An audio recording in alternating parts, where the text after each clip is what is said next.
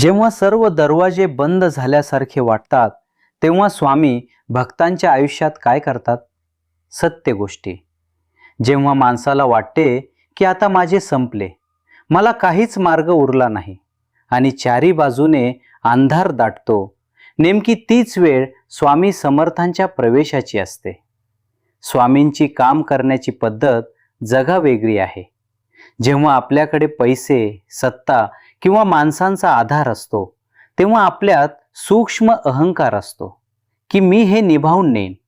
स्वामी वाट पाहतात की तुझे प्रयत्न करून होऊ दे.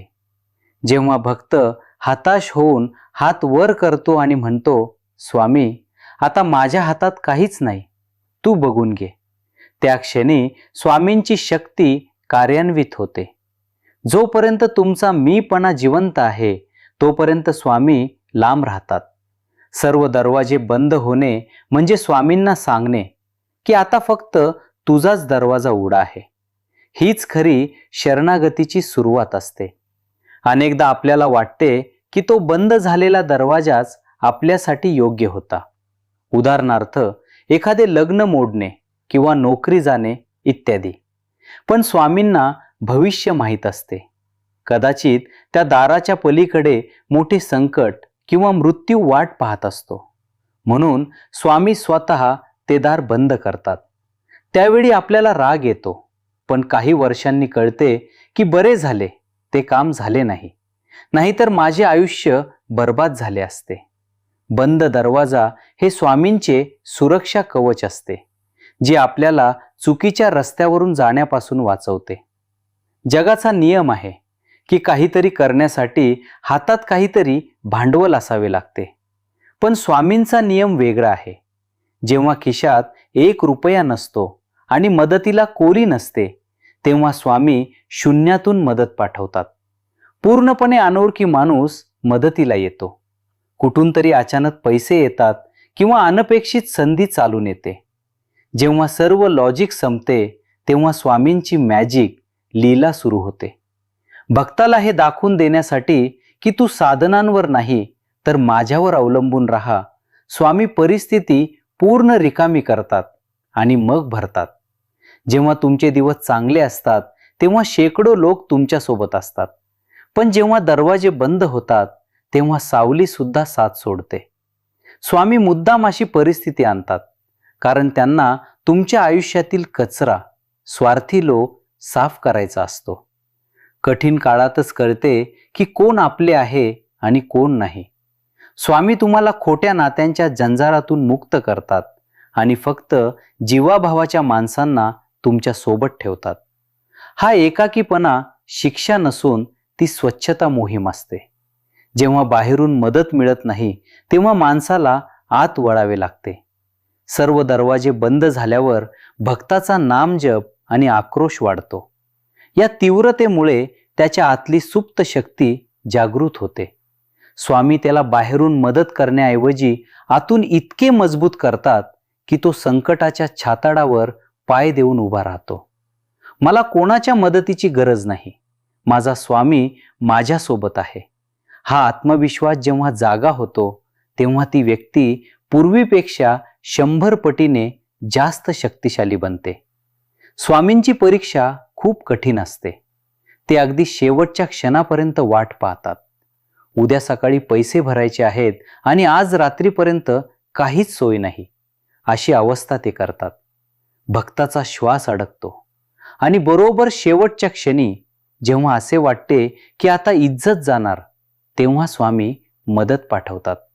हे ते मुद्दाम करतात, कारण त्यांना भक्ताची श्रद्धा आणि सबुरी तपासायची असते. जे शेवटच्या क्षणापर्यंत डगमगत नाहीत, त्यांच्यासाठी स्वामी धावून येतातच. आपण एका लहानशा खिडकीसाठी रडत असतो, पण स्वामींनी आपल्यासाठी भव्य दरवाजा तयार ठेवलेला असतो. नोकरी जाणे हे एक उदाहरण आहे. स्वामींना तुम्हाला नोकर नाही तर मालक बनवायचे असते, म्हणून ते नोकरी घालवतात. जेव्हा एक रस्ता बंद होतो, तेव्हा स्वामी दुसरा असा रस्ता उघडतात ज्याची तुम्ही कल्पनाही केली नसेल. स्वामी भक्ताचे नुकसान कधीच करत नाहीत, ते फक्त त्याला अपग्रेड करत असतात. बंद दरवाजा हा मोठ्या उड्डाणाची तयारी असते. कधीकधी एकाच वेळी आर्थिक, शारीरिक आणि मानसिक त्रास सुरू होतात. हे सर्व दरवाजे बंद होणे म्हणजे स्वामींनी तुमचे आयुष्यभर भोगायचे दुःख एकत्र करून काही दिवसात संपवण्याचा घाट घातलेला असतो. ते तुमचे कर्म वेगाने जाळून टाकत असतात. जसे कडू औषधाचा मोठा डोस देऊन आजार लवकर बरा केला जातो, तसेच स्वामी तीव्र संकटे देऊन तुम्हाला कर्माच्या बंधनातून लवकर मुक्त करतात, जेणेकरून पुढचे आयुष्य सुखाचे जावे. माणूस सर्वात जास्त कशाला घाबरतो? माझे कसे होईल या विचाराला. जेव्हा प्रत्यक्षात वाईट परिस्थिती येते आणि माणूस त्यातूनही जिवंत राहतो, तेव्हा त्याची भीती मरते. स्वामी भक्ताला या अग्निपरीक्षेतून घालतात, जेणेकरून तो निर्भय व्हावा. ज्याने सर्व काही गमावल्याचा अनुभव घेतला आहे, त्याला कशाचीच भीती उरत नाही. एकदा का मनातील भीती गेली की स्वामी त्याला पुन्हा सर्व काही देतात. पण यावेळी तो माणूस त्या संपत्तीचा गुलाम नसतो, तर मालक असतो. जेव्हा बाहेरचे सल्ले आणि बुद्धी काम करणे थांबवते, तेव्हा स्वामी भक्ताच्या बुद्धीत बसून मार्गदर्शन करतात. आता काय करू या प्रश्नाचे उत्तर पुस्तकात मिळत नाही, ते आतून येते. अमुक ठिकाणी जा, अमुक माणसाला भेट, असे विचार मनात येऊ लागतात. बंद दरवाजाच्या काळात स्वामींचा आणि भक्ताचा संवाद शब्दापलीकडे जातो. स्वामी भक्ताची GPS सिस्टीम बनून त्याला मार्ग दाखवतात. तुम्ही ज्या गोष्टीसाठी 10 वर्षे धडपडत आहात आणि जी गोष्ट होत नाहीये, ती गोष्ट स्वामी एका क्षणात अशा प्रकारे घडवून आणतात की तुम्हाला आश्चर्याचा धक्का बसतो. हा माणूस मला इथे कसा भेटला? किंवा ही फाईल अचानक कशी मंजूर झाली? हे प्रश्न पडतात. जेव्हा मानवी प्रयत्न संपतात, तेव्हा दैवी योग सुरू होतात. स्वामी घटनांची अशी साखळी जुळवतात की बंद कुलूप आपोआप उघडते. शेवटी जेव्हा सर्वजण सोडून जातात, तेव्हा एकच सत्य उरते, स्वामी.